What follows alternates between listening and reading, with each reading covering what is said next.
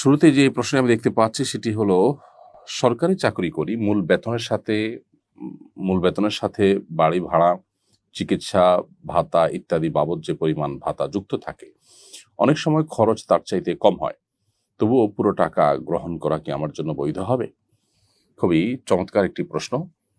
এই প্রশ্ন উত্তর হলো যে, যারা সরকারি চাকরি করছেন কিংবা বেসরকারি চাকরি করছেন, আপনাকে বেতনের সাথে যদি বাড়ি ভাড়া এবং বিভিন্ন রকমের ভাতা দেওয়া হয়, এই ভাতার বিপরীতে আপনার কাছ থেকে কোনো প্রকার ভাউচার চাওয়া হয় না, এই ভাতার কোনো হিসেব চাওয়া হয় না, এটা থোক বরাদ্দের মতোই দেওয়া হয় সাধারণত। অতএব থোক বরাদ্দ দেওয়ার মাধ্যমে আপনাকে মূলত এই টাকার মালিক বানিয়ে দেওয়া হয়।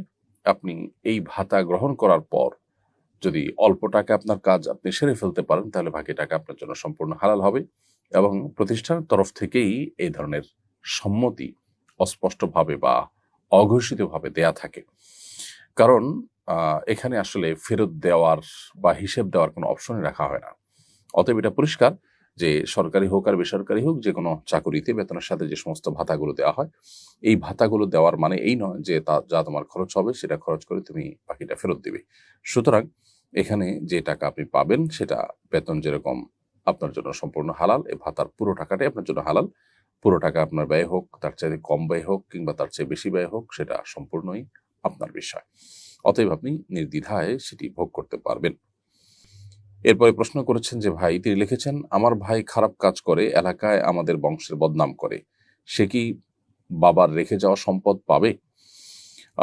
কেউ যদি এলাকাতে খারাপ কাজ করে, মন্দ কাজে লিপ্ত থাকে, তাহলে সেক্ষেত্রে সে এর জন্য আল্লাহর কাছে দায়ী থাকবে, তার জন্য আলাদা আল্লাহর কাছে জবাবদিহিতা আছে। কিন্তু এর কারণে মিরাসের অধিকার থেকে, মিরাসের প্রাপ্যতা থেকে সে মাহরুম বা বঞ্চিত হবে না। আপনার ভাই যতক্ষণ সে ইসলামের গণ্ডিতে আছে, মুসলমান যতক্ষণ আছে, ততক্ষণ পর্যন্ত বাবা এবং মায়ের বা অন্য যে কোনো ওয়ারিশের, অন্য যে কোনো আপনার রক্ত সম্পর্কীয় আত্মীয়ের ওয়ারিশ হিসাবে মিরাসের যে সম্পদ সেটার তিনি ভাগ পাবেন। এবং এখানে তিনি খারাপ মানুষ হওয়ার কারণে এই অজুহাতে তাকে আপনারা তার অধিকার থেকে, মিরাস থেকে তাকে বঞ্চিত করতে পারবেন না। হ্যাঁ, জীবদ্দশায় কোনো ব্যক্তি যখন কোনো কিছু দান করবেন বা গিফট করবেন সন্তানদের মধ্যে, তখন একজন খারাপ সেই হিসাবে তাকে যদি বঞ্চিত করে অথবা কম দেয়, তাকে শাস্তি স্বরূপ, তাকে সতর্ক হওয়ার জন্য, সেটা জায়েজ আছে। কিন্তু তার মৃত্যুর পর তার সম্পদে ওয়ারিস হিসাবে অটোমেটিক ভাগ চলে আসে। অতএব আপনার ভাই আপনার বাবার সম্পদে তার যে প্রাপ্য অধিকার সেটা আপনাকে পরিপূর্ণ দিতে হবে, তার অপকর্মের জন্য দায়ী তিনি হবেন। এরপর প্রশ্ন হলো, আমি একজন ভ্যান চালক, এবার হিন্দুদের পুজো উৎসবে ভাড়ার বিনিময়ে পুজোর মূর্তি বহন করেছিলাম। আমাদের মহল্লার তাবলিগের মুরব্বী বলেছেন এর মাধ্যমে যত টাকা উপার্জন করেছি তা হারাম হয়েছে। সঠিক মাসআলাটি জানতে চাই, আর এখন আমার করণীয় কি? খুবই চমৎকার আরেকটি প্রশ্ন। হিন্দুদের পূজা উপলক্ষে একজন মুসলিম তাদের পুজো বা শিরকের কাজে প্রত্যক্ষ সহযোগিতার কোনো ভূমিকা অবতীর্ণ হতে পারেন না। অতএব আপনি একজন রিক্সা চালক হিসাবে বা ভ্যান চালক হিসাবে আপনার ভ্যান বা রিক্সায় যদি মূর্তি বহন করে সেটাকে পুজোর অংশ হিসাবে কোথাও নিয়ে যাওয়া হয়, তাহলে সেক্ষেত্রে আপনি এখানে এক ধরনের তাদের সহযোগীর ভূমিকা অবতীর্ণ হয়েছেন।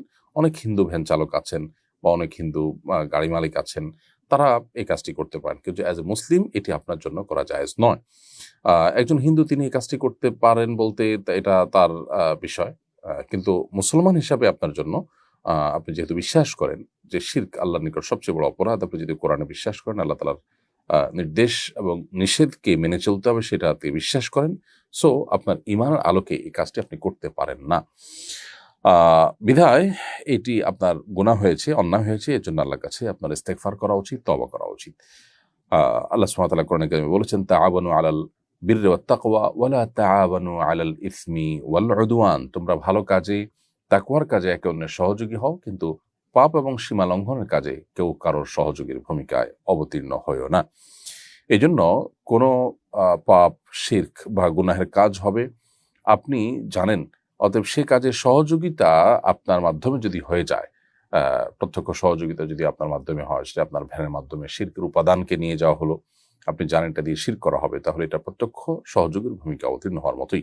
সো এটা আপনার জন্য জায়েজ হবে না, এবং এর মাধ্যমে উপার্জিত যে টাকাটি আপনার হাতে এসেছে, হস্তগত হয়েছে, সেটা সাদাকা করে দিবেন গরিব দুঃখীদেরকে, এতিম মিসকিনদেরকে, এবং সেখানে আপনি নিজে দানের যে সওয়াব পাওয়ার কথা সেটা নিয়ত করবেন না। এর মাধ্যমে আল্লাহর কাছ থেকে আপনি দায়মুক্ত হতে পারেন, এবং ভবিষ্যতের উপর আপনাকে সতর্ক থাকতে হবে এবং তওবা করতে হবে খাঁটিভাবে, যেন আর কখনো কোনো অন্যায়, কোনো গুনাহের কাজে আপনি সহযোগীর ভূমিকা অবতীর্ণ না হন। ব্যাপারটিকে আরো সহজে বোঝার জন্য আমরা একটা উদাহরণ দিতে পারি। সেটা হলো যে, ধরুন কেউ কাউকে খুন করতে যাচ্ছে, আপনি জানেন। এখন খুনির যেটা দিয়ে খুন করবে সে অস্ত্রটা আপনার ভারী, এবং সেটা বহন করার জন্য তার দরকার, ভ্যান দরকার। তো আপনি আপনার ভ্যান ব্যবহার করতে দিলেন, এবং ভাড়ার বিনিময়ে আপনি আপনার ভ্যান দিয়ে আ যা এই খুনিকে তার খুনের জায়গা পর্যন্ত নিয়ে দিয়ে আসলেন। ব্যাপারটা যেরকম অপরাধ, ব্যাপারটা যেরকম গুনাহ, ঠিক একইভাবে শিরক করা হবে আপনি জানেন, সেক্ষেত্রে শিরকের উপাদানকে বহন করাটাও গুনাহ হবে। এরপরে প্রশ্ন হলো, ব্যথা পেলে মানুষ মা গো বাবা গো বলে ডাক দেয়, এটা কি শিরকের অন্তর্ভুক্ত? খুবই চমৎকার একটি প্রশ্ন, মাশাআল্লাহ। ব্যথা পেলে বা কোনো কষ্ট অনুভব হলে অনেক সময় আমরা ও মা ও বাবা বা বাবা গো মা গো এরকম বলে আমরা ডাক দেই। এই ডাক দেওয়াটার মানে এই নয় যে আমরা বাবা কিংবা মায়ের কাছে সাহায্য চাই, তাদের কাছে অলৌকিক কোনো সাহায্য চাই, দূর থেকে তারা আমাদের কিছু করতে পারবেন, এরকম বিশ্বাস থেকে আমরা বাবা বা মাকে ডাকি না। এবং তারা আমাদের অলৌকিক সাহায্যকারী এরকম যেহেতু আমরা মনে করি না, সো আমরা ডাক দেই শুধুমাত্র ব্যথা হলে তাদের কথা হয়তো স্মরণ হয়, তারা অনেক বেশি মায়া করেন, মমতা করেন, সেই জায়গা থেকে তাদের তারা থাকলে চোখের সামনে তারা হয়তো স্নেহ করতেন, মমতা করতেন। এরকম একটা অভ্যাসগত ইস্যুতে পরিণত হয়েছে বাবা গো মা গো ডাকটা।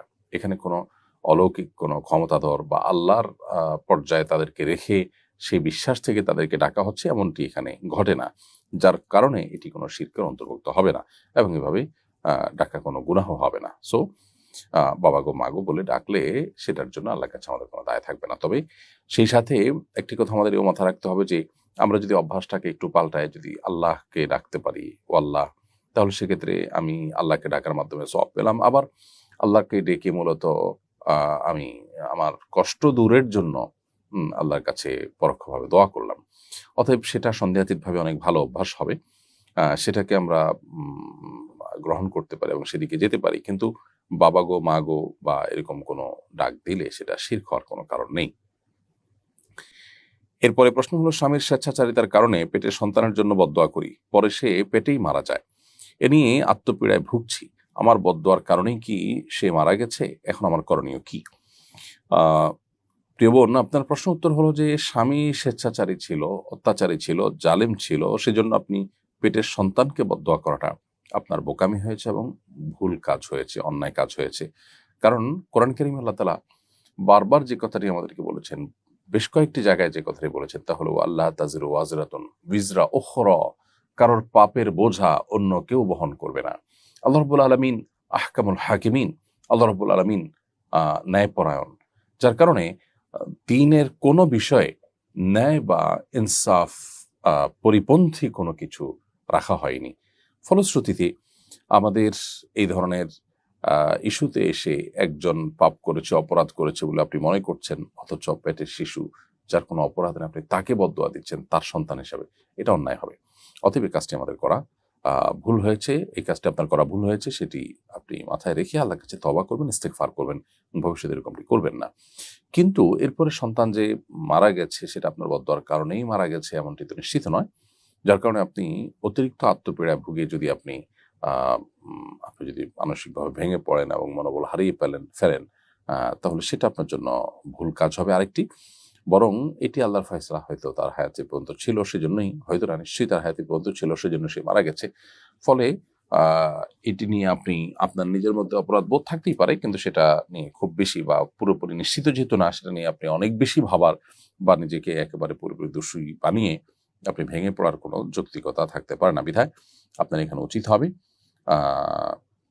নিজের যেটুকু ভুল হয়েছে সেজন্য ইস্তেগফার করা, পাশাপাশি ভবিষ্যতে এরকম কাজ না করার সিদ্ধান্ত নেওয়া। ইনশাআল্লাহ বিদিনিল্লাহ আল্লাহ তাআলা আপনাকে যেটুকু ভুল হয়েছে সেটার জন্য ক্ষমা করবেন। এরপরে প্রশ্ন হলো, নবী করিম সাল্লাল্লাহু আলাইহি সাল্লামের ঘর, মসজিদ, ব্যবহৃত থালা বাসন, অন্যান্য আসবাবপত্র ইত্যাদির প্রতিকৃতি বানানো এবং প্রতিকৃতিকে সম্মান জানানো কি শরীয়ত সম্মত, এবং এগুলো সিরাত চর্চার অন্তর্ভুক্ত হবে কিনা জানাবেন প্লিজ।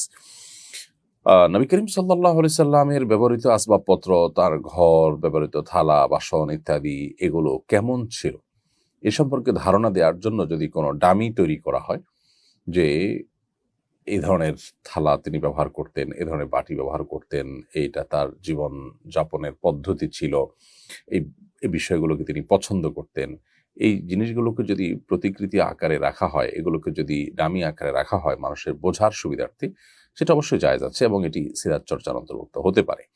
কিন্তু এগুলোকে সম্মান জানানোর যে বিষয়টা, সেখানে আমাদেরকে সতর্ক থাকতে হবে। কারণ প্রতিকৃতিতে সম্মান জানাবার মাধ্যমে আমরা শিরকের দুয়ারকে উন্মোচন করতে যাচ্ছি কিনা সেটি চিন্তার বিষয়। কারণ যত নবী রাসূলদেরকে কেন্দ্র করে শিরক হয়েছে পৃথিবীতে, এবং সর্বপ্রথম পৃথিবীতে শিরকের যে আয়োজন হয়েছে নূহ আলাইহিস সালামের উম্মতের মধ্যে, তখন কিন্তু এই সম্মান জানানোর মাধ্যমে কিন্তু এটি শুরু হয়েছে। বিধায় সে ব্যাপারে আমাদের সতর্ক থাকতে হবে এবং সম্মান জানানো থেকে বিরত থাকতে হবে, অন্তত প্রতিকৃতিতে। হ্যাঁ, তিনি একটা জিনিসকে পছন্দ করতেন, খেজুর তিনি পছন্দ করতেন, আমিও খেজুর পছন্দ করি, খেজুরকে ভালোবাসি, খেজুরের প্রতি আলাদা একটা দুর্বলতা আমার আছে, সেটা ঠিক আছে। কিন্তু আমি তার থালার মতো করে একটা থালা তৈরি করলাম, এটা তিনি ব্যবহার করেছেন, তার এমন কিছু তিনি ব্যবহারও করেন, তাহলে সেক্ষেত্রে তার প্রতি ভালোবাসার কারণে প্রতি একটা টান দুর্বলতা আমাদের আসবে, খুবই স্বাভাবিক। এর বাইরে আলাদা করে সম্মান জানানো বলতে যদি কোনো আলাদা শ্রদ্ধা জ্ঞাপন, নীরবতা, তারপরে প্রচলিত অর্থে যে সম্মান জ্ঞাপনের প্রক্রিয়া পদ্ধতি আছে সেগুলো অবলম্বন করে, তাহলে সেগুলো শিরকের দিকে নিয়ে যেতে পারে, সতর্ক থাকতে হবে। আর সিরাত চর্চার অংশ হিসাবে রাসূল করিম সাল্লাল্লাহু আলাইহি সাল্লামের সমস্ত আসবাবপত্র, ব্যবহৃত জিনিসপত্র, সেগুলোকে স্থাপন করা এবং মানুষের বোঝাটা যেন সহজ হয় সেজন্য উদ্যোগ নেওয়া, মৌলিকভাবে এটা প্রশংসনীয় কাজ, এটা অন্যায় কিছু নয় ইনশাআল্লাহ তাআলা। আমাদের কোম্পানি মাসিক বেতন থেকে সিকিউরিটি মানি হিসেবে একটা অংশ কেটে নেয় এবং ব্যাংকে জমা করে রাখে, যা পরবর্তী বছর ব্যাংকের ইন্টারেস্ট সহ মূল টাকা ফেরত দেয়। এই ইন্টারেস্ট কি গ্রহণ করা যাবে? খুবই প্রয়োজনীয় একটি প্রশ্ন। আপনাদের কোম্পানি যেই টাকাটা আপনার বেতন থেকে কেটে রাখে, অর্থাৎ আপনাকে দেয় না, দেওয়ার আগেই কেটে রাখে এবং কম করে দেয়, দেওয়ার সময় আপনাকে অতিরিক্ত টাকা দিচ্ছে, যেটা আপনি বলছেন যে তারা ব্যাংকে রেখে সেখান থেকে ইন্টারেস্ট পেয়ে সেটা সহ পরবর্তীতে আপনাদেরকে ফেরত দেয়। এই টাকাটা আপনার জন্য সরাসরি সুদে মাধ্যমে প্রাপ্ত টাকা হিসাবে গণ্য হবে না, কারণ এখানে আপনার মালিক আপনার বেতন দেওয়ার আগেই যে টাকাটা আপনাকে রেখে দিয়েছে, সেই টাকাটা তারা লেনদেন করেছে ব্যাংকের সাথে, এখানে আপনি কোনো সুদের সাথে জড়ান নাই। তবে দেওয়ার সময় যেহেতু তারা সুদের টাকাটা সহ দিচ্ছে, অর্থাৎ সুদের মাধ্যমে প্রাপ্ত লভ্যাংশ সহ দিচ্ছে, এটা আপনি গ্রহণ না করে সাদাকা করে দেওয়াটা আপনার জন্য তাকওয়ার অধিকতর নিকটবর্তী হবে। বাট আপনি যেহেতু এখানে তাদের কাছে কোনো টাকা জমা করে অতিরিক্ত টাকা নেননি, বরং তারা দেওয়ার সময় কম দিয়েছে, এবং সেটা যখন তারা আপনাকে ফেরত দিয়েছে বাড়িয়ে দিয়েছে, তো এটা মৌলিকভাবে আপনার জন্য জায়েজ। বাট যেহেতু আপনি জানেন যে সেটি ব্যাংকে রেখে সেখান থেকে সুদ হিসাবে যে টাকাটা পেয়েছে ওইটাই আপনাকে দিচ্ছে, সেজন্য এটা ফেরত দেওয়া, এটা আপনি গরিব দুঃখীদেরকে দান করে দেওয়া, নিজে ভোগ না করাটাই হলো আপনার জন্য সবচেয়ে উত্তম এবং তাকওয়ার নিকটবর্তী। হায়েজ বন্ধ এমন তালাকপ্রাপ্তা নারী কতদিন ইদ্যত পালন করবেন? হায়েজ বন্ধ এমন তালাকপ্রাপ্তা নারীরা 3 মাস ইদ্যত পালন করবেন। আর যদি স্বামী মারা যান তাহলে সেক্ষেত্রে 4 মাস 10 দিন ইদ্যত পালন করবেন। যাদের হায়েজ চালু আছে, অব্যাহত আছে, তারা তো 3টা মাসিক এটাই ইদ্যত হিসাবে তারা গণ্য করবেন। আর যাদের মাসিক বন্ধ হয়ে গেছে, 40-এর পরে মাসিক বন্ধ হয়ে যাবে, নানা কারণে মাসিক বন্ধ হয়ে যেতে পারে, মাসিক যাদের বন্ধ হয়ে গেছে তারা তালাক প্রাপ্তা হলে 3 মাস ইদ্যত পালন করবেন এবং 3 মাস পর তারা অন্যত্র চাইলে বিবাহ বন্ধনে আবদ্ধ হতে পারবেন। এরপর প্রশ্ন হলো, বাংলাদেশ ক্রিকেট বোর্ড মাদ্রাসা ছাত্রদের জন্য টুর্নামেন্টের আয়োজন করতে যাচ্ছে, বিষয়টাকে আপনি কিভাবে দেখছেন? দেখুন, ক্রিকেট বা ফুটবল বা অন্যান্য যে সমস্ত খেলাধুলা আছে, এ সমস্ত খেলাধুলার বিধান অন্য সাধারণ মানুষের জন্য যেমন, মাদ্রাসার ছাত্রদের জন্য তেমন। ইসলাম শরিয়ার বিধিবিধান সকল মুসলমান, প্রাপ্তবয়স্ক, নারী পুরুষ, সুস্থ বিবেক সম্পন্ন সকলের জন্য সমানভাবে প্রযোজ্য। এক্ষেত্রে সাধারণ মানুষের জন্য, আলেম ওলামাদের জন্য, স্কুল কলেজের জন্য, মাদ্রাসার ছাত্রদের জন্য আলাদা বিধান নেই। আমাদের সমাজের মানুষ অবশ্য মাদ্রাসার ছাত্র বা আলেম ওলামাদের কাছ থেকে এক ধরনের এক্সপেক্ট করেন, আবার সাধারণ মানুষের কাছ থেকে আরেক ধরনের এক্সপেক্ট করেন। এক্সপেকটেশনের ব্যাপারটা হলো যে মাদ্রাসার ছাত্ররা বা আলেম ওলামারা পরিপূর্ণ দিন পালন করেন, এটা তাদের সুধারণা, আবার বাকিরা দিন থেকে অনেক দূরে, সেটা একটা বাস্তবতা। সেই প্রেক্ষিতে হয়তো এক্সপেকটেশনটা হয়ে থাকে। কিন্তু শরিয়ার বিধান যখন আমরা জানবো, সেক্ষেত্রে আমাদের জন্য এটি মৌলিক বিষয় জানতে হবে, জানা জরুরি। সেটা হলো মাদ্রাসার ছাত্র বা অন্যদের জন্য আলাদা কোনো বিধান নেই। অতএব ক্রিকেট খেলার বিষয়টা অন্য সাধারণ মানুষের জন্য যেরকম শারীরিক কসরতের জন্য যদি হয়, সেখানে যদি কোনো প্রকার আসক্তির পর্যায়ে পৌঁছার মতো না হয়, সেখানে যদি হারাম হওয়ার মতো অন্য কোনো উপাদান যুক্ত না হয়, তাহলে সেক্ষেত্রে সেটা অন্য 10টা শারীরিক কসরতের মতো, সেটা একটা শারীরিক কসরত হিসাবে হালাল এবং জায়েজ।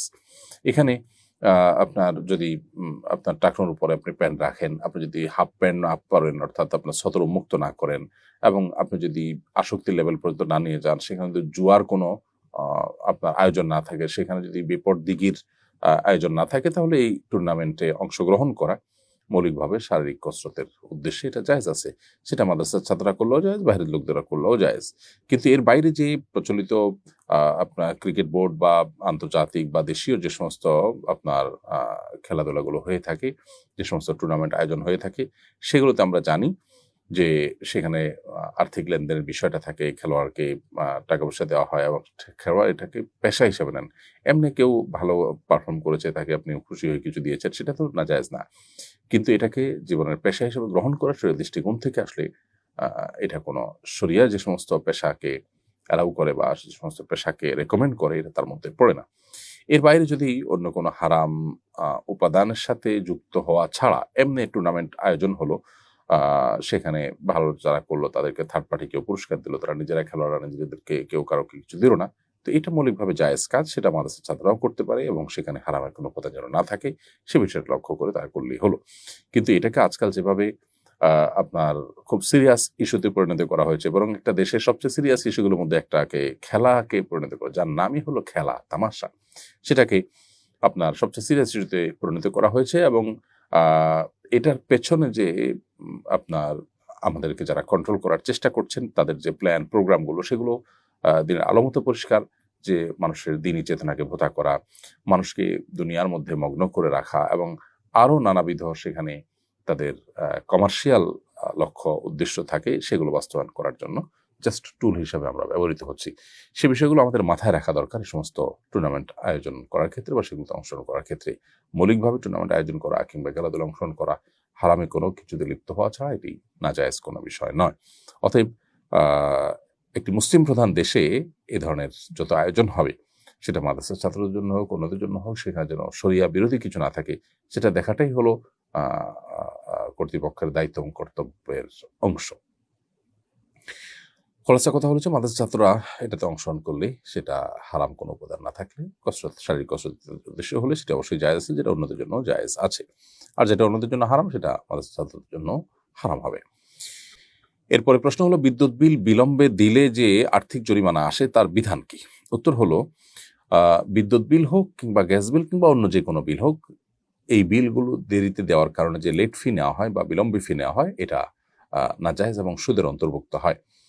যার কারণে এটার বিকল্প কোনো পথ বের করতে হবে। যারা বিলম্বে দিবে তাদের জন্য এমন কিছু আরোপ করতে হবে যাতে করে এটা তাদের শাস্তি হিসাবে কার্যকর হয়, অথবা যদি আর্থিক জরিমানা ছাড়া অন্য কোনো ওয়ে না থাকে, তাহলে সেক্ষেত্রে তাদের একটা পর্যায়ে যাওয়ার পরে আপনার কানেকশন ডিসকানেক্ট করা এবং আবার পুনরায় কানেক্ট করার জন্য একটা ফি নির্ধারণ করা, এর মাধ্যমে তার কাছ থেকে আপনি আপনার শাস্তি স্বরূপ যে জরিমানাটা আদায় করতে পারেন। কিন্তু সরাসরি সে দেরিতে দিলেও সেজন্য আপনি আলাদা লেট ফি নিলেন তার কাছ থেকে, এটা জায়েজ নয় শরিয়ার দৃষ্টিকোণ থেকে।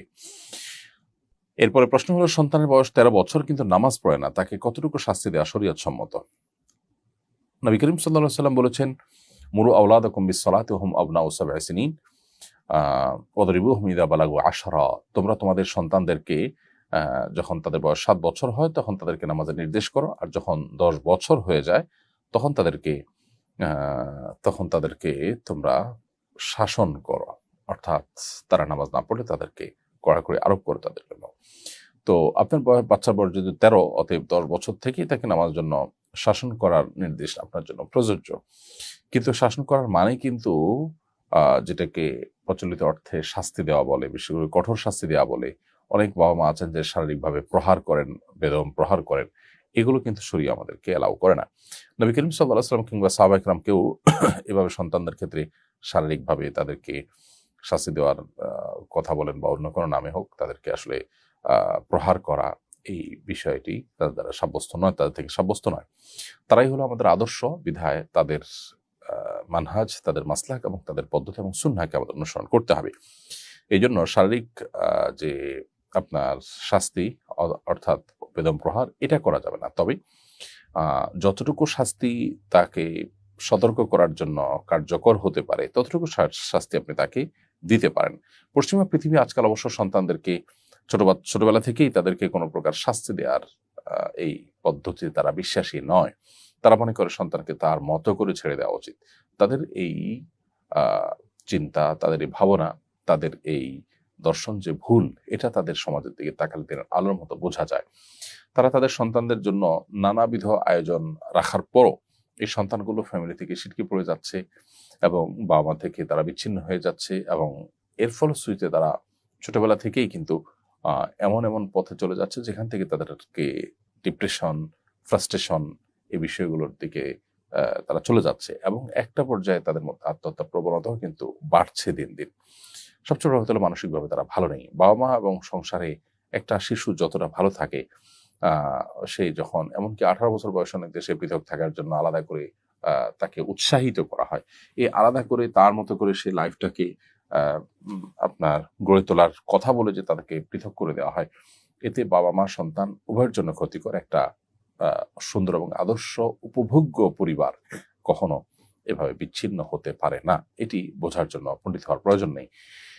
এই কারণে ইসলামের এই মহান বিধান, এটাই আল্লাহ তাআলার দেওয়া এবং শরিয়ার দেওয়া বিধান। বিধায় সন্তান সে যতটুকু শাস্তি বা যতটুকু কঠোরতা তাকে অন্যায়ের পথ থেকে ফিরত আনতে পারে, ততটুকু শাস্তি আমরা শরিয়ার সীমার মধ্যে তাদেরকে দিতে পারি। এটা ব্যক্তি এবং মানসিকতা, শারীরিক এবং মানসিক সার্বিক সক্ষমতা, এগুলোর বিবেচনায় আপনার কম বেশি হতে পারে। মৌলিক বিষয় হলো যে যাতে বেদম প্রহার বা জুলুমের পর্যায়ে না হয়। আজকাল যেমন দেখা যায় যে শরীরে দাগ ফেলে দেয় অনেকে, তারপর এত বেশি আঘাত করে যে আঘাতের ফলে রীতিমতো সেটা টর্চারে পরিণত হয়, জুলুমে পরিণত হয়, এবং সে আরো বরং বিগড়ে যায়। এটা যেন না হয়। প্রত্যেকটা বাচ্চার জন্য আলাদা আলাদা প্ল্যান একজন প্যারেন্ট করবেন, এটা প্যারেন্টিং এর মৌলিক নীতিমালার অন্তর্ভুক্ত। সো সেগুলো মাথায় রেখে একজন আদর্শ অভিভাবক হিসাবে আমাদের এই প্যারেন্টিংটা মাথায় রেখে করতে হবে। প্যারেন্টিং এর এই নীতিমালা মাথায় রেখে তারপরে তাদের মধ্যে কড়াকড়ি আরোপ করতে হবে। এরপরে প্রশ্ন হলো, নর্থ সাউথ বিশ্ববিদ্যালয়ের একজন ছাত্র জঘন্যতম উপায়ে কোরআন অবমাননা করেছে। এই ধরনের অপরাধের কি শাস্তি হওয়া উচিত? ইসলামে এরকম অপরাধের শাস্তি কি? প্রথম কথা হলো যে নর্থ সাউথ বিশ্ববিদ্যালয়ে এটি আজকে নতুন হয়েছে তা নয়। ইসলামোফোবিয়া এটা বেসরকারি এবং কি সরকারি বিশ্ববিদ্যালয় অনেক শিক্ষকদের মধ্যে আছে, এমনকি বেসরকারি বিশ্ববিদ্যালয়গুলোর অনেক বিশ্ববিদ্যালয়, আমি সবগুলোর কথা বলছি না, অনেক বিশ্ববিদ্যালয়ে আপনার কর্তৃপক্ষ ইন্টেনশনালি তারা ইসলাম এবং মুসলিমদের যে আইডিওলজিক্যাল ইস্যুগুলো আছে সেগুলোকে তারা আক্রমণ করার চেষ্টা করে। তারা হয়তো বিভিন্ন বিদেশি ফান্ড পায়, বিদেশিদের আনুকূল্য তারা হয়তো চায় বা প্রত্যাশা করে, কিন্তু একটা দেশের সকল মানুষ, সে যে ধর্মেই হোক না কেন, যখন ধর্মপ্রাণ, ধর্মপরায়ণ, বিশেষ করে বাংলাদেশের মানুষের এই মানসিকতা যুগ যুগ ধরে, শতাব্দীকে শতাব্দী ধরে প্রমাণিত হয়ে আসছে যে বাংলাদেশের মানুষ অত্যন্ত ধর্মপ্রাণ, অত্যন্ত ধর্মপরায়ণ। অতএব এরকম একটা ভূখণ্ডে বসে সেই ভূখণ্ডের মানুষের চিন্তা দর্শনের পরিপন্থী বিষয় তাদেরকে চাপিয়ে দেওয়া খুবই দুর্ভাগ্যজনক, যেটি কোনো কোনো শিক্ষা প্রতিষ্ঠানগুলো শিক্ষার নাম করে এই সমাজের মধ্যে পুশ করে যাচ্ছে। এই বিশ্ববিদ্যালয়ের আগে একজন শিক্ষক ক্লাসে হাদিস বলেছেন, তার হাদিস কোট করাটা ভুল জায়গায় ভুলভাবে হতে পারে, কিন্তু এটুকুন বিষয়কে কেন্দ্র করে তাকে চাকরিচ্যুত পর্যন্ত করেছে। তো এই যে ইসলামোফোবিক আচার আচরণ, ইসলামোফোবিয়ার আপনার ছড়ানো আপনার বেসরকারি বিশ্ববিদ্যালয়গুলোতে, এমনকি সরকারি বিশ্ববিদ্যালয়ে কোনো কোনো শিক্ষক কোনো কোনো ক্লাসে যেটি করে থাকেন, এটি আমাদের থামাতে হবে। এটি না থামালে একটি সময় বিস্ফোরণ ঠিকই হবে এবং কোনোভাবে এটাকে কন্ট্রোল করা হয়তো যাবে না। আজকে যেটি কে নিয়ে আমরা আলাপ করছি যে একজন ছাত্র কোরআন করেছে, এটা এটা কাঠামোগত ইসলামী বিদ্বেষের একটা ফলাফল বলতে পারি। এটা একটা বিচ্ছিন্ন কোনো ঘটনা নয়। এটা পরিকল্পিত যে ইসলাম বিদ্বেষের চর্চা হয় তারই অংশ হিসাবে এই কাজটি হয়েছে। বিধায় এই ব্যক্তির আপনার অবমাননাকারী তার দিকে আমরা যতটা ফোকাস দিচ্ছি তার চাইতে কাঠামোগত যে ইসলাম বিদ্বেষ আছে সেটার প্রতি আমাদের আরো বেশি ফোকাস দেওয়া উচিত, তার প্রতি আরো বেশি আমাদের মনোযোগ দেওয়া উচিত। আর যদি কেউ এ ধরনের কাজ করে যেটা আসলে কোরআন এবং ইসলামের শেয়ারকে অবমাননা করা শামিল হয়, আল্লাহ মুক্তার রাসূলকে গালমন্দ করা শামিল হয়, তাহলে সেক্ষেত্রে ইসলামী আদালত তার তওবার সুযোগ দেবে। যদি সে তওবা যদি সে না করে তাহলে সেক্ষেত্রে তার জন্য সর্বোচ্চ শাস্তির কথা ইসলামী শরিয়া বলে। আমরাও সে অর্থেই তাদের এইরকম অপরাধে যারা অপরাধ করে তাদের সর্বোচ্চ শাস্তি নিশ্চিত করার জন্য আইন করার দাবি করেছি। কারণ একটা সমাজ যখন অস্থিতিশীল হয় তখন সে সমাজ থেকে ভালো কিছু আশা করা যায় না, এবং সমাজের স্থিতিশীলতার জন্যই কিন্তু এ ধরনের অপরাধকে থামাবার জন্য নানাবিধ উদ্যোগ নেওয়া প্রয়োজন। এরপরে প্রশ্ন হলো, বিয়েতে কাজী সাহেব মেয়ের বাবার প্রস্তাবের বিপরীতে আমাকে নিজের নফসের জন্য কবুল করলাম বলতে বলেছেন। আমি তখন নফসের অর্থ জানতাম না, এতে কি বিয়ে হয়েছে? নফস শব্দের অর্থ আত্মা বা নিজে। এটা আপনি জানতেন না, এই না জানাটা আপনার এই বিয়েকে অশুদ্ধ করবে না। কারণ আপনি জানেন যে আপনি একটি মেয়ের বা মেয়ে পক্ষের প্রস্তাবনায় সম্মতি জানিয়ে আপনি কবুল বলেছেন, এই কবুলের মাধ্যমে আপনি সম্মতি জানিয়েছেন, এটুকু আপনি জানেন। অতএব এইটুকু জানাটাই যথেষ্ট।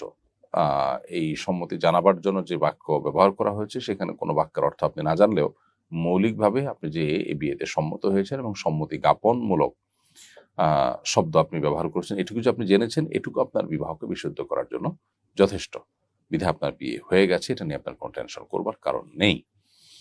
এরপরে প্রশ্ন হলো, স্বামী মারা যাওয়ার পরে ইদ্যত অবস্থায় আছি, এই অবস্থায় আমার ওমরা যাওয়া জায়েজ হবে কিনা?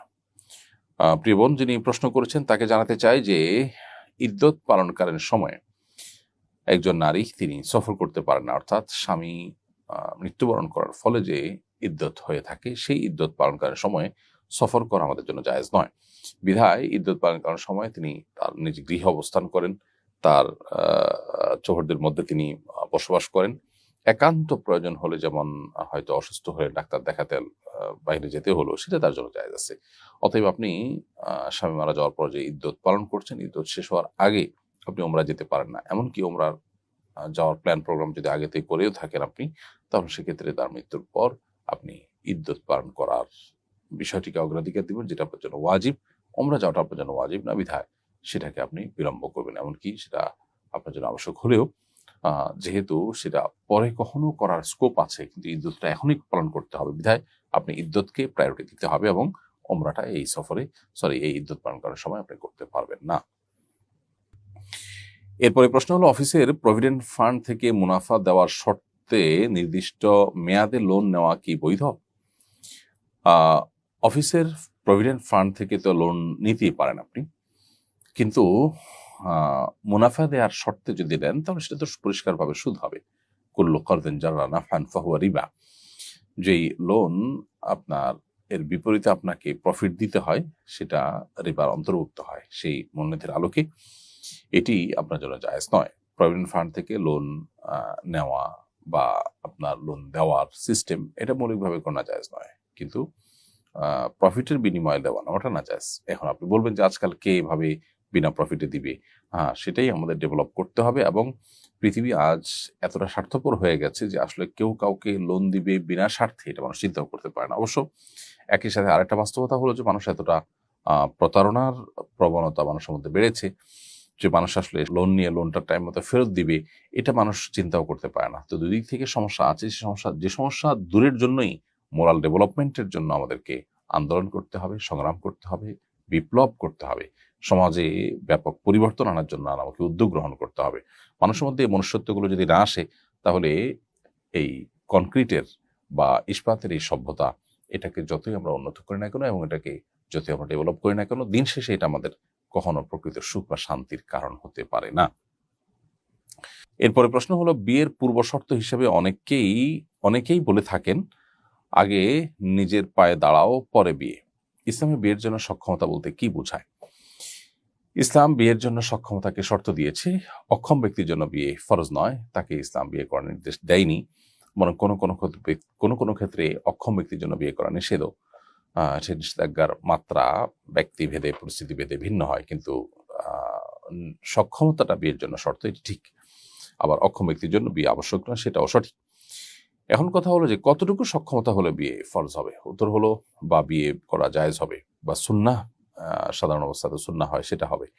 তো এর উত্তর হলো যে বিয়ে করার বিধান প্রযোজ্য হবে বা বর্তাবে তখন যখন কেউ স্ত্রীর মহরের পাশাপাশি স্ত্রীর ডাল ভাত জোগাড় করার মতো সক্ষমতা যখন তার থাকবে, আর্থিক সক্ষমতা এবং শারীরিক সক্ষমতা তার কাছে থাকবে, তার জন্য বিয়ে করা বিধানটি তার জন্য প্রযোজ্য হবে। স্বাভাবিক অবস্থা বিয়ে করা তার জন্য সুন্নাহ হবে, আর বিয়ে না করে তিনি গুনাহে লিপ্ত হতে পারেন, এরকম পরিস্থিতিতে তার জন্য বিবাহ করাটা আবশ্যক হবে। কিন্তু শর্ত হলো দিন শেষে তার কাছে সক্ষমতা থাকা, এবং সক্ষমতার মানে হলো স্ত্রীর মহর এবং স্ত্রীর ভরণ পোষণের জন্য মিনিমাম যে ব্যবস্থাপনা করার প্রয়োজন ততটুকু করতে পারে। এখন আমাদের সামাজিক স্ট্যাটাস মেনটেন করতে গিয়ে দেখা যায় আমাদের অনেক টাকা পয়সা হওয়া ছাড়া আমরা নিজের পায়ে নিজে দাঁড়াতে পেরেছি বলে নিজেদেরকে মনে করি না। এর ফলশ্রুতিতে বিয়ে বিলম্ব হয় এবং যার থেকে নানাবিধ অনাকাঙ্ক্ষিত পরিস্থিতি তৈরি হয়। আজ জেনার যে সয়লাভ হচ্ছে বিবাহ বিলম্ব হওয়ার কারণে, সেটি সবচেয়ে বেশি হচ্ছে। যার কারণে সময়মতো বিবাহ দেওয়ার ক্ষেত্রে, বিবাহ করার ক্ষেত্রে আমাদের আন্তরিক থাকতে হবে এবং চাহিদাকে কমিয়ে আনতে হবে। প্রয়োজনে অনেক বড় ঘরে বিয়ে না করে নিজের সাধ্য সামর্থ্যর অনুপাতে কুফ বা সামঞ্জস্যতা মেনটেন করে তিনি বিয়ে করতে পারেন। অতএব ডাল ভাত জোগাড় করার জন্য যা লাগে মিনিমাম জানা হলে নয়, যে যেটা দিয়ে আপনার চরিত্র হেফাজত আপনি করতে পারেন বিয়ের মাধ্যমে, সেটুকু ব্যবস্থা করতে পারলেই আপনি ইনশাল্লাহ সক্ষম হিসাবে বিবেচিত হবেন। আমার পরিবার বিয়ের জন্য পাত্রী দেখছে, কিন্তু সমস্যা হলো স্বর্ণের দাম যেভাবে ক্রমাগত হারে বাড়ছে, হবু স্ত্রীকে স্বর্ণালঙ্কার দেওয়া কঠিন হয়ে যেতে পারে। প্রশ্ন হলো বিয়েতে কনেকে স্বর্ণ দেওয়া বাধ্যতামূলক কিনা। উত্তর হলো বিয়েতে কনেকে স্বর্ণ দেওয়াটা আবশ্যক কিংবা বাধ্যতামূলক নয়। বিয়েতে আপনি মহর দিতে হবে। মহর হিসাবে নগদ টাকা হতে পারে, অন্য কোনো আসবাবপত্র হতে পারে যেটার উপরে উভয় পক্ষ সম্মত, বিশেষ করে মেয়ে যেটা গ্রহণ করতে বা মহর হিসাবে ধার্য করতে সম্মত আছেন, সেরকম যে কোনো বস্তুই মহর হতে পারে। কিন্তু স্বর্ণ দিয়েই মহর দিতে হবে এরকম কোনো কথা শরিয়া আমাদেরকে বলেনি। স্বর্ণ দিয়ে দিতে পারছেন না, আপনি রূপার গহনা দিতে পারেন, অথবা অন্য কোনো আপনার যে সমস্ত স্বর্ণের মতো দেখতে ইমিটেশন টাইপ যে সমস্ত গহনা আছে সেগুলো আপনি দিতে পারেন। এটা নির্ভর করে যে আপনি কোথায় বিয়ে করছেন এবং তারা দিন কতটা বুঝেন, তারা কতটা স্যাক্রিফাইস করবেন, তারা কতটা সবর করবেন, কতটা আপনার ইজিলি নেবেন এই বিষয়গুলোকে, সেটার উপরে। এখানে শরিয়ার আসলে কোনো বাধ্যবাধকতার বিষয়টি নেই। অতএব মহর এবং স্ত্রীর ভরণ পোষণের ব্যবস্থা করতে পারাটাই আপনার বিয়ে করার জন্য যথেষ্ট সাধ্য এবং সক্ষমতা। এর বাইরে আপনার স্বর্ণ কিনতে হবে সেরকম সক্ষমতা থাকতে হবে, এটা বাধ্যবাধকতা নেই। আমাদের সমাজে অবশ্য স্বর্ণ ছাড়া বিয়ে হয় না, মানুষ কল্পনাও করে না। সেটা আমাদের সমাজের একটা কালচারে পরিণত হয়েছে, শুধুমাত্র এটুকু। এর বাইরে আসলে মহরে বিয়ে স্বর্ণ দিতেই হবে এমনটা জরুরি না। বহু সাহাবী বিয়ে করেছেন, স্বর্ণ দেননি। জীবনটাকে ইসলাম অনেক ইজি এবং সহজ করতে বলে। আমাদের সমাজে যদিও আমরা সামাজিক কালচারের নামে সেটাকে অনেক কঠিন এবং জটিল করে ফেলেছি, যার ফলশ্রুতিতে আমরা কিন্তু সুখ পাচ্ছি না। মানসিক সুখ এবং শান্তির জন্য মানুষের চাহিদাগুলোকে কমিয়ে ফেলা এবং সহজ সরল জীবনযাপনের দিকে মানুষ যাওয়ার সিদ্ধান্ত গ্রহণ করা, এটা খুবই গুরুত্বপূর্ণ। বিয়ের ক্ষেত্রেও একই কথা প্রযোজ্য। এরপরে প্রশ্ন হলো ইদ্যত অবস্থায় চিকিৎসার জন্য হসপিটালে যাওয়া যাবে কিনা। উত্তর হলো যে কোনো নারী ইদ্যত পালনরত অবস্থায় যদি ডাক্তারের কাছে যেতে হয়, হসপিটালে যেতে হয়, অ্যাডমিটও হতে হয়, তাহলে সেটা তার জীবন রক্ষার প্রয়োজনে বা সুস্থ থাকার প্রয়োজনে জায়েজ আছে। এর বাহিরে বিশেষ করে স্বামী মারা যাওয়ার পরে যখন কেউ ইদ্যত পালন করে, সেই ইদ্যতে তার বাসা বাইরে আপনার সফর করা বা ঘুরতে যাওয়া, এমনকি ওমরা বা অন্য কোনো আমলের জন্য যাওয়া জায়েজ নয়, বরং তিনি ঘরে অবস্থান করবেন, কিন্তু চিকিৎসার জন্য তিনি বাইরে যেতে পারেন। এরপরে প্রশ্ন হলো, আমি একজন বই বিক্রেতা, ইসলামী বইয়ের পাশাপাশি সেকুলার ও ওরিয়েন্টালিস্টদের বইপত্র বিক্রি করি। এর ফলে কি আমি ইসলাম বিদ্বেষীদের সহযোগীদের অন্তর্ভুক্ত হব এবং এর মাধ্যমে আমার অর্জিত ইনকাম হালাল হবে কিনা। উত্তর হলো যে মৌলিকভাবে বই বেচা তো ভালো জিনিস, এবং ইসলামী বই, ভালো বই আপনি বিক্রি করছেন, সেটা যদি আলাদা করে নিয়ত করেন যে এগুলোর মাধ্যমে আমি ভালো কাজ ছড়াতে চাই, তাহলে আপনি সওয়াব পাবেন। পাশাপাশি যদি ওরিয়েন্টালিস্টদের বা সেকুলারদের কোনো বই আপনাকে বিক্রি করতে হয়, সেই বই যারা কিনবে তারা অনেকে তাদের সম্পর্কে ধারণা নেওয়ার জন্য, কম্পারেটিভ পড়াশোনার জন্য, ইসলামের সাথে তুলনামূলক পড়াশোনার প্রয়োজনে যদি এই সমস্ত বইগুলো নেওয়া দরকার হয়, সেটা যেরকম নিতে পারে কেউ। আবার একইভাবে তাদের তাদের ভক্ত হয়ে সেগুলো পড়ে সেগুলোর প্রচার প্রসার নিয়তে কেউ নিতে পারে। এটা পাঠকের উপর নির্ভর করে। যে বই বা যে কোনো পণ্য ক্রেতা সেটা ক্রয় করে ভালো-মন্দ যেকোনো কাজে ব্যবহার করার সম্ভাবনা আছে, সেটা মৌলিকভাবে নাজায়েজ হয় না। বিধায় আপনি এই জাতীয় বই বিক্রি করলে সেটা হারাম হবে না। বিশেষ করে যদি আপনি তাদের মতাদর্শকে প্রচার, প্রসার, প্রতিষ্ঠা এটা পছন্দ করে বিক্রি করছেন বা সেটার কামনা করে বিক্রি করছেন, এমনটি উদ্দেশ্য যদি আপনার না হয়, তাহলে এটা আপনার জন্য নাজায়েজ হবে না এবং এর দ্বারা উপার্জিত ইনকাম আপনার জন্য হালাল হবে ইনশাআল্লাহ তাআলা। সম্প্রতি আপনি দক্ষিণ কোরিয়া সফর করেছেন বলে জেনেছি, সেখানকার দাওয়াতি সফরের অভিজ্ঞতা জানতে চাই। ধন্যবাদ প্রিয় দর্শক। দক্ষিণ কোরিয়া এটি আমার টানা ৩য় বারের মতো যাওয়া। আলহামদুলিল্লাহ দক্ষিণ কোরিয়াতে প্রচুর পরিমাণে প্রবাসী বাংলাদেশীরা আছেন। আমাদের প্রবাসী বাংলাদেশী ভাই বোনেরা যারা সেখানে আছেন, তারা আলহামদুলিল্লাহ খুবই ভালো অবস্থানে আছেন। অর্থনৈতিকভাবে অন্য অনেক দেশের তুলনায় সেখানে আমাদের প্রবাসী ভাইয়েরা বোনেরা ভালো আছেন। তাদের মধ্যে দিনই কাজ অনেক কারণে গুরুত্বপূর্ণ। কারণ দক্ষিণ কোরিয়াতে বাংলাদেশিদের ব্যাপক হারে বাংলাদেশিদের যাওয়ার ইতিহাসটা অনেক পুরনো নয়। মাত্র যাচ্ছেন। এখন যদি সেখানে একটা ভালো ইসলামিক আপনার সোসাইটি গড়ে তোলা যায় বাংলাদেশীদের, তাহলে সেক্ষেত্রে পরবর্তীতে যে এখানে অপার সম্ভাবনা আছে, প্রচুর পরিমাণ বাংলাদেশী মানব সম্পদ সেখানে যেতে পারে। সেই জায়গা থেকে ভিত্তিটা মজবুত করাটা গুরুত্বপূর্ণ। সেজন্য আমরা টানা ৩য় বারের মতো সেখানে যাচ্ছি এবং সেখানে যে বার্ষিক বড় ছুটি হয়ে থাকে আমাদের ঈদের বন্ধের মতো বা নবান্ন উৎসব টাইপের, এই বন্ধে তারা যে ছুটি পায় সেখানে প্রবাসী বাংলাদেশীদেরকে আমরা দিনই কাজে এঙ্গেজ রাখছি এবং চেষ্টা করছি তারা যেন একটা দিনই কাজের মধ্য দিয়ে তারা নিজেদেরকে বড় করে তুলতে পারেন, সামনে এগিয়ে নিয়ে যেতে পারেন। সেই উদ্দেশ্যে এই যাত্রা আলহামদুলিল্লাহ। এবং সন্দেহাতীতভাবে এটি আমাদেরকে অনেক বেশি শিখিয়েছে এবং সেখানে অনেক ভালো কাজ করার সুযোগ আছে বলে আমরা মনে করি। কিন্তু যথারীতি আমাদের ধর্মীয় সেক্টরে, রাজনৈতিক সেক্টরে, সব সেক্টরেই আমাদের বিভক্তি এটা আমাদের শেষ করে দেয়। অতএব সেখানে যারা আছেন তাদের প্রতি আমাদের অনুরোধ ছিল এবং থাকবে, তারা যেন ঐক্যবদ্ধভাবে দাওয়াতি কাজ করেন, পরস্পরের সহযোগীর ভূমিকায় যেন অবতীর্ণ হন, অতি প্রতিযোগিতার মানসিকতায় যেন পরস্পরের প্রতিপক্ষে পরিণত না হন, সে বিষয়টা খুবই গুরুত্বপূর্ণ। আর এমনিতে আলহামদুলিল্লাহ দক্ষিণ কোরিয়ার মানুষজন তারা ঐতিহ্যগতভাবে যদিও বুদ্ধিস্ট ছিল, কিন্তু খ্রিস্টানরা একসময় তাদের জন্য খাদ্য এবং চিকিৎসার সেবাকে উপস্থাপন করেছে এবং সেবার মাধ্যমে তারা তাদের ধর্মকে সেখানে প্রবেশ করিয়েছে এবং এখন সেখানে প্রতি গলিতে গলিতে গির্জা দেখা যায়। ফলশ্রুতিতে সেখানে কিন্তু প্রচুর পরিমাণ খ্রিস্টানও হচ্ছে, যদিও মূল যে জনগোষ্ঠী সেখানকার স্থানীয় লোক যারা, তারা মূলত বুদ্ধিস্ট অফিসিয়ালি হলে বেশিরভাগ মানুষই কোনো ধর্ম পরিচয় পরিচিত নন এবং যার ফলে তারা কিন্তু মানসিক ডিপ্রেশন, আত্মহত্যার পরিমাণ বৃদ্ধি পাওয়া কিংবা আপনার পরিবার ব্যবস্থাপনা ভেঙে পড়া এরকম চ্যালেঞ্জগুলোর মুখোমুখি। অতএব তাদের সামনে প্রপার ইসলাম উপস্থাপন করা গেলে আশা করি যে এটা হবে তাদের যে নিয়ামতটা আমাদের ভাইরা সেখানে ভোগ করছেন সেটা সবচেয়ে বড় প্রতিদান। তো সেই কাজটি তারা করবেন বলে আমরা আশা করছি এবং তাদেরকে আমরা সেভাবে গাইডলাইন দেওয়ার চেষ্টা করেছি। এবং বর্তমানে যিনি রাষ্ট্রদূত হিসাবে আছেন তুলনামূলকভাবে তিনি অনেক বেশি হেল্পফুল। প্রবাসী বাংলাদেশিরা তারপরে পজিটিভ মন্তব্য করেছেন। সব মিলিয়ে আমার কাছে মনে হচ্ছে একটা সম্ভাবনার জায়গা। পার্থিব দৃষ্টিকোণ থেকে আমাদের দেশের মানুষ সেখানে গেলে অনেক বেশি টাকা তারা সেভ করতে পারেন, দেশে পাঠাতে পারেন, রেমিটেন্স অনেক বেশি আসে। আবার বাংলাদেশিদের নিজেদের আত্মপরিচয়কে টিকিয়ে রাখবার প্রয়োজনে, আইডেন্টিটিকে টিকিয়ে রাখবার প্রয়োজনে সেখানে দিনী চর্চা ঐক্যবদ্ধভাবে বাড়ানোর কোনো বিকল্প নাই, সেটি আমরা মনে করি এবং সেই উপলব্ধি আমাদের হয়েছে সেখানে সফর করে আসার পর। এরপরে প্রশ্ন করেছেন একজন, লিখেছেন আমার মা ইদ্যত অবস্থায় আছেন, ডাক্তার তাকে ডায়াবেটিসের কারণে দৈনিক হাঁটতে বলেছেন, তিনি কি হাঁটতে যেতে পারবেন? হ্যাঁ, এটি তার ট্রিটমেন্টের অংশ হিসাবে, চিকিৎসার অংশ হিসাবে তিনি হাঁটতে যেতে পারেন এবং প্রয়োজনীয় হাঁটা চলা যেটুকু না করলে নয় সেটুকু তিনি অবশ্যই করতে পারবেন এবং এর ফলে যদি তার বাইরে যেতে হয়, ভেতরে যদি এরকম পরিবেশ না থাকে, এরকম জায়গা না থাকে, তাহলে সেটা জায়েজ হবে। এরপরে প্রশ্ন হলো, আমি একটা মাদ্রাসার সভাপতি, প্রিন্সিপাল সাহেব আরো 2টি মাদ্রাসা পরিচালনা করেন। অনেক সময় তিনি এক মাদ্রাসার গোরাবা ফান্ডের টাকা আরেক মাদ্রাসার ছাত্রদের পেছনে খরচ করেন, এটা কি জায়েজ হবে?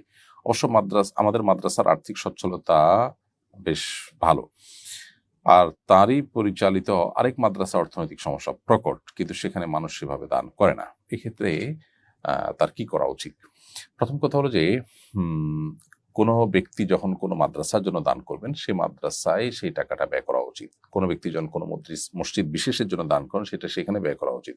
কোনো ব্যক্তি যখন কোনো গরিব বিশেষকে দান করেন, সেই বিশেষ গরিবের জন্যই সেই টাকাটা ব্যবহার করা উচিত। কারণ ইসলাম ফিকহের একটা মূলনীতি হলো নাসুল ওয়াকফে কানাসে শারে, দাতা যে উদ্দেশ্যে দেন সেটা ব্যয় করা, এটা শরিয়া নির্দেশ মনে করে বা শরিয়ার নির্দেশ হিসাবে গণ্য, সেই হিসাবে সেটাকে মেনটেন করতে হয়। অতএব আপনাকে কোনো জায়গায় দিয়েছে, কোনো একটা মাদ্রাসা দিয়েছে, আপনাকে সেখানে ব্যয় করতে হবে। হ্যাঁ, যদি এমন হয় যে এখানে যে ডোনেশনগুলো ছিল এগুলো জেনারেল ডোনেশন, সেগুলো এখানে ব্যয় হওয়ার মতো আর জায়গা নেই, তাহলে সেক্ষেত্রে পার্শ্ববর্তী বা অন্য কোনো মাদ্রাসায় সেটা ব্যয় করা যেতে পারে, সেটা নাজায়েজ হবে না। অতএব আপনাদের মাদ্রাসার প্রিন্সিপাল সাহেব মানুষের কাছে যে মাদ্রাসার কথা বলে নেবেন টাকা, সেখানে খরচ করতে হবে। সেখানে যদি প্রয়োজন না হয়, তাহলে সেক্ষেত্রে প্রয়োজন ফুরিয়ে যায়, তাহলে সেক্ষেত্রে অন্য মাদ্রাসায় সে টাকাটা তিনি দিতে খরচ করতে পারবেন। এরপরে প্রশ্ন হলো, পেশায় আমি লাইব্রেরিয়ান, বই পুস্তকের পাশাপাশি কোরআন শরীফও বিক্রি করি।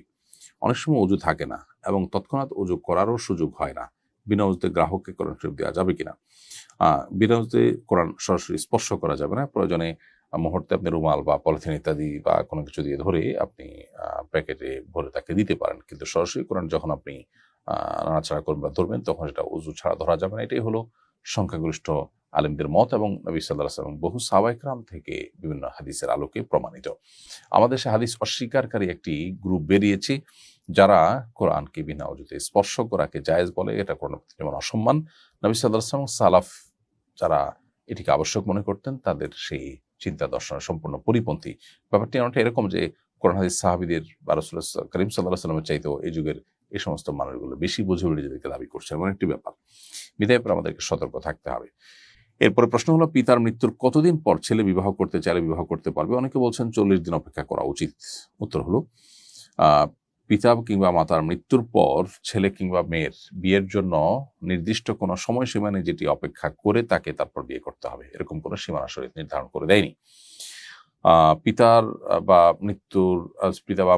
মাতার মৃত্যুর পর যে কোনো সময় বিয়ে করা যাবে। স্বাভাবিকভাবে মানুষ মৃত্যুর পর একটু মানসিকভাবে আপনার ভেঙে পড়েন এবং 3 দিন অন্তত শোক পালনের মধ্যে থাকেন। সাধারণ অবস্থায়, সর্বাবস্থায় যে কোনো আত্মীয়স্বজনের মৃত্যুতে 3 দিন পর্যন্ত শোক পালন এর কথা হাদিসে বলা আছে। এরপর কেউ শোকার্ত আছে কিনা, কে কতদিন শোকার্ত থাকছে, এটা একান্ত তার বিষয়। শরীয়ত এখানে তাকে কোনো সময় ঠিক করে দেয় না যে এতদিনের মধ্যে বিয়ে করা যাবে না। বিধায় 40 দিনের আগেও চাইলে কেউ বিয়ে করতে পারেন শরীয়তে। তারপরে কোনো নিষেধাজ্ঞা আরোপ করা হয়নি। একটি কোরআন শিক্ষা কোর্সে ভর্তি হয়ে কোরআন শিখছি। শিক্ষিকা বলছেন মাসিক অবস্থায় শেখার জন্য কোরআন পড়া যাবে। এ নিয়ে বিভ্রান্তিতে আছি, বিভ্রান্তি মুক্ত করবেন প্লিজ। ধন্যবাদ। জমহুর বা সংখ্যাগরিষ্ঠ ইমামদের মতে মাসিক অবস্থায়ও কোরআনে কারীম তেলাওয়াত করা, স্পর্শ করা, এটা নাজায়েজ, দুইটাই নাজায়েজ। এটা সংখ্যাগরিষ্ঠ ইমামদের মত, প্রায় সব ইমামদের মতই এটা। এবং ইবনে তাইমিয়া রাহিমাহুল্লাহ এবং সৌদি আরবের সমকালীন আলেমদের কেউ কেউ এটাকে বা সৌদি আরবের উলামা কেরাম এটাকে জায়েজ বলেন। অর্থাৎ তারা বলেন যে মাসিক অবস্থায় কোরআন তেলাওয়াত করা জায়েজ। তো শিক্ষার উদ্দেশ্যে আপনার মাসিক অবস্থায় কোরআন কারীম তেলাওয়াত করা, এটা মৌলিকভাবে জায়েজ হবে না জমহুর বা সংখ্যাগরিষ্ঠ আলেমদের মতে। কিন্তু যদি এমন হয় যে মুখস্থ করেছেন, মুখস্থ থাকবে না, ভুলে যাবেন, হিফজের ছাত্রী নিশ্চিত ভুলে যাবে, তাহলে সেক্ষেত্রে সে ভেঙে ভেঙে পড়তে পারবে। অনেক উলামা কেরাম এভাবে পারমিশন দিয়েছেন। তবে আপনার মৌলিক কথা হলো যে সংখ্যাগরিষ্ঠ ইমামদের মধ্যে মাসিক অবস্থায় কোরআন কারীম তেলাওয়াত করা যাবে না। যার সাথে বিয়ে ঠিক হয়েছে, যদি সে ফোনে বিয়ে পরবর্তী সেক্সুয়াল লাইফ সম্পর্কে জিজ্ঞাসা করে, তার উত্তর দেওয়া যাবে কিনা? উত্তর হলো যে খুবই প্রয়োজনীয় কথা বলা যাবে। অপ্রয়োজনীয় আলাপ বা ঘনিষ্ঠতা বা যেটা শুধুই স্বামী স্ত্রী সুলভ আলোচনা, সেটা বিয়ের আগদ না হওয়া পর্যন্ত করা যাবে না। আজকাল বিশেষ করে পশ্চিমা সভ্যতার থাবায়, এটার প্রভাবে আমাদের সমাজে যৌন জীবনে যে সমস্ত বিকৃতিগুলো ঢুকে গেছে, সেগুলো অনেক সংসারকে দুমড়ে মুষড়ে শেষ করে দিচ্ছে। অনেকে ভেতরে ভেতরে কুরে কুরে খেয়ে ফেলছে।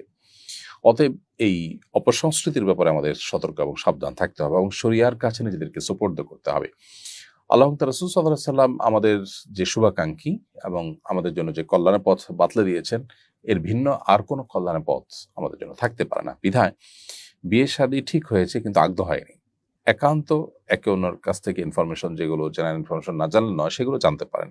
কিন্তু স্বামী স্ত্রী সুলভ আলাপ আলোচনা, যেটা মূলত রসিয়ে রসিয়ে করা হয় এবং যেটা মূলত মনে মনে এক ধরনের তৃপ্তি অনুভব করার জন্যই করা হয়, এটা কিন্তু জায়েজ হবে না। জাস্ট অ্যাজ এ ইনফরমেশন কোনো কিছু জানা দরকার হলে সেটি জানতে পারেন, কিন্তু সতর্ক থাকতে হবে। সেখানে যৌন বা আপনার সেক্সুয়াল যে আপনার সম্ভোগ কিংবা তৃপ্তি, সেটা যেন উদ্দেশ্য, বা এখানে আপনার কথাবার্তা আড্ডার মাধ্যমে স্বামী স্ত্রী সুলভ যে আড্ডা, সেটা যেন না হয়, সেদিকটা খেয়াল রাখতে হবে। এরপর প্রশ্ন করেছেন, শাশুড়ির মৃত্যুর পর আমার শ্বশুর দ্বিতীয় বিয়ে করেছেন, দ্বিতীয় স্ত্রীকে জায়গা জমি লিখে দিচ্ছেন, তাই আমার স্বামী ও দেবর তাদের বাবার উপর অসন্তুষ্ট। তারা কি বাবার জীবদ্দশায় মিরাজ বন্টনের জন্য বাধ্য করতে পারেন বাবাকে? না, এটা করার সুযোগ নেই। কোনো মানুষ তিনি জীবদ্দশায় কাউকে গিফট করবেন কি করবেন না, এটা একান্ত তার ব্যাপার। জীবদ্দশা দান করলে সেটা মিরাজ হিসাবে গণ্য হয় না, সেটা গিফট হিসাবে গণ্য হয়। গিফটে আপনি বাধ্য করতে পারেন না। তবে হ্যাঁ, এটা ঠিক যে আপনার শ্বশুর দ্বিতীয় বিয়ে করে দ্বিতীয় স্ত্রীকে যে জায়গা জমি লিখে দিয়ে দিচ্ছেন, সন্তানদের বঞ্চিত করার উদ্দেশ্যে যদি এটা করেন, সেটা অন্যায় হবে। হ্যাঁ, স্ত্রীকে ভালোবেসে তিনি কিছু গিফট করছেন, সেটা তার জন্য নাজায়েজ নয়। কিন্তু সন্তানদেরকে ভুলে যাওয়া, ওয়ারিসদেরকে ভুলে যাওয়া এবং তাদেরকে মাহরুম করে দেওয়া বা তাদেরকে মাহরুম করার উদ্দেশ্যে এটি করা, সেগুলো অন্যায় কাজ। কিন্তু তাই বলে তাকে আপনারা বাধ্য করতে পারেন না যেন আপনাদেরকে তিনি গিফট দিয়ে দেন, এটা গিফট হিসাবে বিবেচিত হবে। আর সন্তান মূলত বাবা মার সম্পদ পেয়েই ধনী হবে, এই ব্যাপারটা এরকম না। আল্লাহ তাআলা অন্য কোনো ভাবে তাদেরকে সচ্ছল করতে পারেন। সেজন্য বাবার উপরে এতটা ডিপেন্ডেন্ট হয়ে যাওয়া উচিত না যে বাবার সম্পদ না হলে একেবারে আমি পাগল পরা হয়ে যাব এবং গুনাহে লিপ্ত হবো, এমনটি করা উচিত না। এরপরে প্রশ্ন হলো, নামাজে দুরূদ ইব্রাহিম ছাড়া অন্য কোনো দুরূদ পড়লে নামাজ সহিহ হবে কিনা? উত্তর হলো, যে কোনো অর্থবহ দুরূদ যেটাতে নবী সাল্লাল্লাহু আলাইহি ওয়াসাল্লামের প্রতি দুরূদ প্রেরণ করা হয়, সেটি পড়লে নামাজ হয়ে যাবে। কিন্তু দুরূদ ইব্রাহিম পড়াই হলো উত্তম এবং শ্রেয়। নবী সাল্লাল্লাহু আলাইহি ওয়াসাল্লাম দুরূদ ইব্রাহিম শিক্ষা দিয়েছেন নামাজের সাহাবীদেরকে আদায় পড়ার জন্য। অতএব দুরূদ ইব্রাহিমই আমাদের পড়া উচিত। যদি এটা ছাড়া অন্য কোনো দুরূদ আমরা পড়ি, নামাজ হয়ে যাবে। বাই ওয়ান গেট ওয়ান লেনদেনের সাথে কি সুদের সম্পর্ক আছে? উত্তর হলো না। একটা কিনলে সাথে আপনাকে আরেকটা ফ্রি দেওয়া হবে। এটা বিক্রেতার পক্ষ থেকে অফার হিসাবে অনেক সময় দেওয়া হয়। সো এটা গ্রহণ করা মৌলিকভাবে জায়েজ, এটা না জায়েজ কোনো লেনদেনের মধ্যে পড়বে না। এরপর প্রশ্ন হলো, আমার হবু স্ত্রীর কাছ থেকে আমি টাকা পাওনা আছি, বিয়ের সময় কি সেই টাকা মহারণা হিসাবে উসুল দেখাতে পারবো? আপনার স্ত্রীর কাছ থেকে যে টাকাটা আগে থেকে পাওনা আছেন, কোনো কারণে লেনদেন থাকতে পারে, সেটাকে বিয়ের সময় মোহর হিসাবে যদি উসুল দেখাতে চান, পারস্পরিক সম্মতির ভিত্তিতে সেটা করতে পারেন। অর্থাৎ আপনার স্ত্রী যদি সেটাকে মোহরের বিপরীতে সেটাকে কাটাকাটি করতে প্রস্তুত থাকেন, তাহলে সেক্ষেত্রে এটাকে উসুল দেখাতে পারবেন। নামাজের বিষয়ে আমার বাবা অত্যন্ত কঠোর। কয়েকবার এমন পরিস্থিতি হয়েছে যে আমার উপর গোসল ফরজ ছিল, কিন্তু গোসল করার মতো পরিবেশ পাইনি, তবুও ওযু করে বাবার পেছনে নামাজে দাঁড়াতে হয়েছে।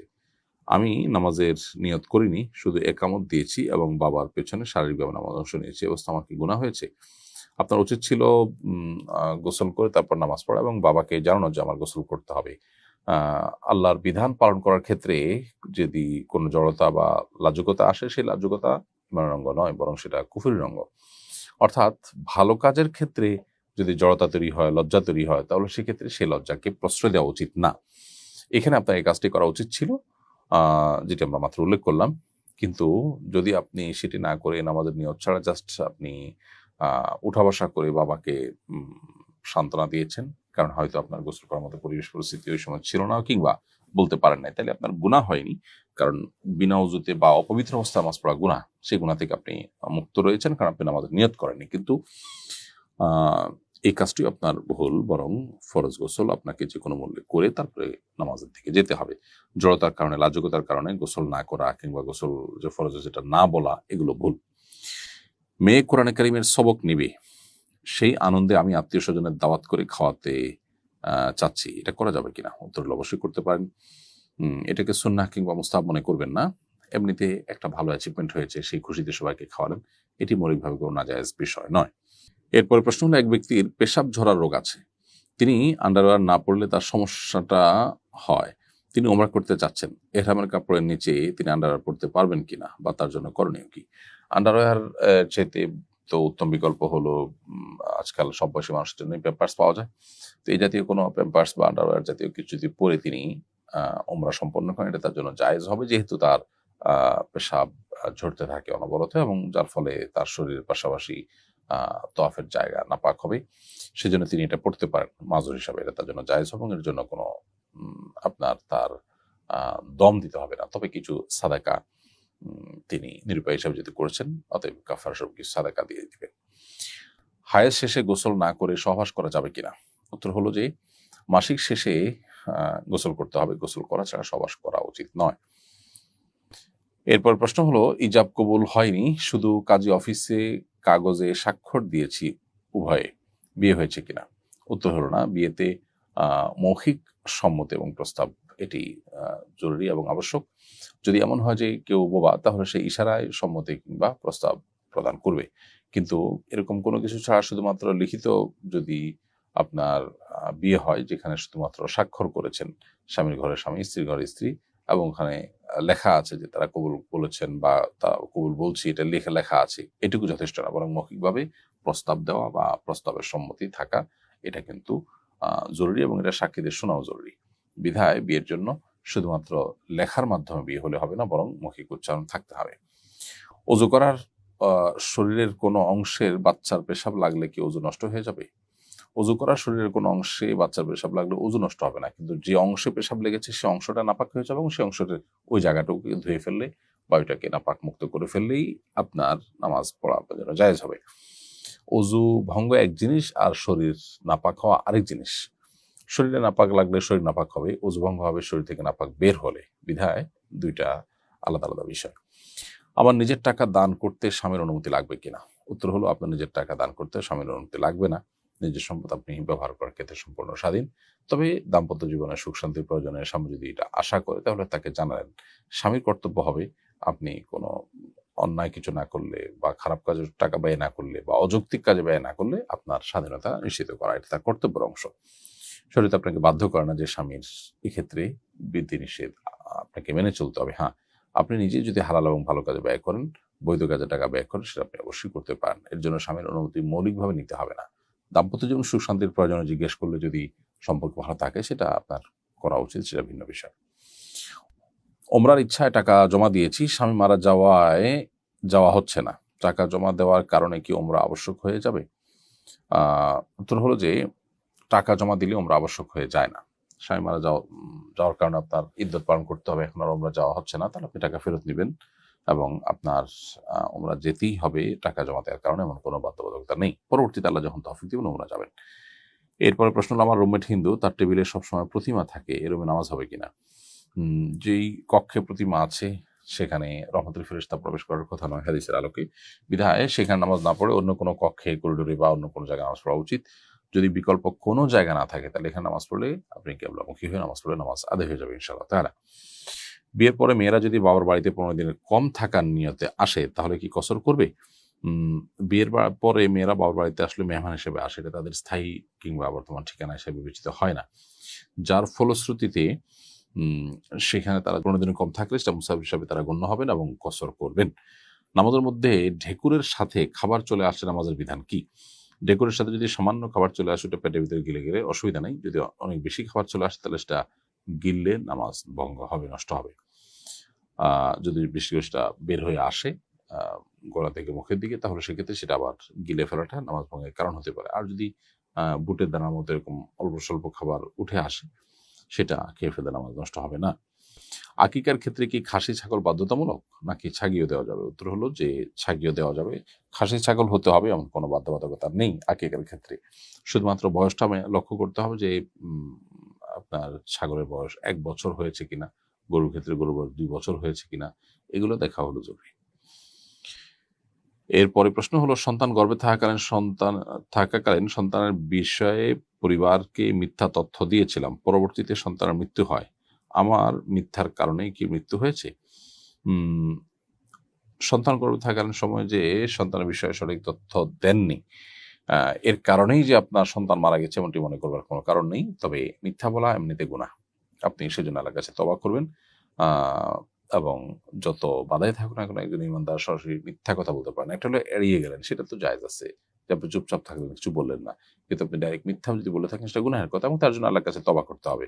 কিন্তু এর কারণেই যে আপনার সন্তান মারা গেছে, ব্যাপারটা এভাবে মেলাবার সুযোগ নেই এবং অন্য কোনো কারণে সে মারা যেতে পারে, এটা নিয়ে খুব বেশি প্রেশারের মধ্যে থাকা এবং খুব বেশি দুশ্চিন্তার মধ্যে থাকাটা অনুচিত। নাইম ইসলাম লিখেছেন, কেউ যদি দিনে ফিরে আসে তাহলে তার অতীতের সকল গুনাহ মাফ হয়ে যায় বলে শুনেছি, বান্দার হক সংশ্লিষ্ট গুনাহও কি মাফ হয়ে যাবে? উত্তর হলো যে বান্দার যে সমস্ত পাওনা আছে সেই পাওনাগুলো ইসলাম গ্রহণ করার পর দিনে ফেরার পর আপনাকে ফেরত দিতে হবে। দিনে ফেরা বলতে একজন মুসলমান তিনি আগে প্র্যাকটিসিং ছিলেন না, এখন সিরিয়াস প্র্যাকটিসিং হয়েছেন। তো এটা তো আসলে ইসলামে নতুন করে প্রবেশ করার অন্তর্ভুক্ত না। যারা একেবারে নতুন করে ইসলামে এসেছেন তারাও যদি কোনো পাওনা দেনা মানুষের কাছে থাকে, তারা ইসলামে আসার কারণে সেই পাওনা দেনা মওকুফ হয়ে যাবে না, বরং সেটা তাদেরকে ফেরত দিতে হবে। তাহলে সেক্ষেত্রে একজন মুসলমান নন প্র্যাকটিসিং ছিলেন, তিনি প্র্যাকটিসিং হয়েছেন। তো এরকম ব্যক্তি দিনে প্র্যাকটিস শুরু করার পর তার আগের যে পাওনা দেনা মানুষের কাছে ছিল সেটা পরিশোধ করা তার জন্য আরো বেশি আবশ্যক হবে। আমার বয়স 30, এখনই আমার চুল সাদা হয়ে যাচ্ছে, কালো কলম ব্যবহার করতে পারবো? উত্তর হলো যে কালো কলম ব্যবহার করা শরিয়াত দৃষ্টিকোণ থেকে পুরুষের জন্য এটা পুরুষ হোক নারী হোক এটা আমাদের জন্য নাজায়েজ। বরং চুল যদি সাদা হয়ে যায় সেটাকে মেহেদির কালার বা অন্য কালার দিয়ে রঙিন করার ক্ষেত্রে শরীয়ত আমাদেরকে নির্দেশ করেছে। কালো কালার যদি অন্য কোনো কালার সাথে কালো মিশ্রিত হয় তাহলে সেটা জায়েজ হতে পারে, বাট শুধু কালো কালার হাদিসে নবী সাল্লাল্লাহু আলাইহি ওয়াসাল্লাম পরিষ্কার ভাবে বলেছেন, তোমরা কালো কালার করা থেকে চুল দাড়িকে বিরত থাকো। এরপরে প্রশ্ন হলো, ডিভোর্সের পর স্বামীর বাড়িতে রেখে আসা আমার জিনিসপত্র কি ফেরত আনতে পারবো? তারা দিতে চান না। উত্তর হলো, ডিভোর্সের পর স্বামীর বাড়িতে আপনার নিজস্ব যে জিনিসগুলো আছে, যেগুলোর মালিক আপনি, আপনাকে গহনা দেওয়া হয়েছে মোহর হিসাবে, সেটা মালিক আপনি, অথবা আপনাকে কাপড় চোপড় গিফট হিসেবে দিয়ে দেওয়া হয়েছে, সেটা মালিক আপনি, যেগুলো আপনার মালিকানা জিনিস সেগুলো আপনি অবশ্যই আনতে পারবেন। অনেক ফ্যামিলিতে ডিভোর্স হয়ে গেলে স্বার্থপরের মতো আচরণ করা হয় এবং আর তার জিনিসপত্র তাকে নিতে দেওয়া হয় না। এটা খুবই অন্যায় এবং অবিচারের কথা। একই ক্ষেত্রে একই জিনিস স্বামীর ক্ষেত্রেও ঘটে, যে দেখা যায় বিয়ের পরে পাত্র স্বামীর জিনিসপত্র থাকে স্ত্রীর কাছে, সেগুলো স্ত্রী বা স্ত্রীর পরিবার পক্ষ তারা ফেরত দিতে চান না, যেটা স্পষ্ট জুলুম। যত যাই হোক না কেন, একজন ইমানদার কোন অবস্থাতেই অন্য সম্পদ অন্যায়ভাবে ভক্ষণ করতে পারে না। নবী সাল্লাল্লাহু আলাইহি ওয়াসাল্লাম বলেছেন, ফাইমা তাখুযু মাল আখিক, তুমি তোমার মুসলিম ভাইয়ের সম্পদ কিসের ভিত্তিতে ভক্ষণ করবা বা তোমার দখলে রাখবা? অতএব এটি অন্যায়। আমার যাকাত ফরজ হওয়ার পরিমাণ স্বর্ণ আছে কিন্তু নগদ টাকা নেই, প্রতি বছর আমাকে স্বর্ণ বিক্রি করে যাকাত আদায় করতে হয়।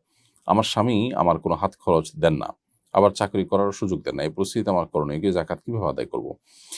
যদি আপনার নিজের স্বর্ণের সামান্য একটু বিক্রি করে কয়েক বছরের যাকাত আপনি দিতে পারেন, সেটা আপনি দিয়ে যাবেন। স্বামীর উচিত আপনাকে সহযোগিতা করা এবং বিশেষ করে হাত খরচ ইত্যাদি দেওয়া।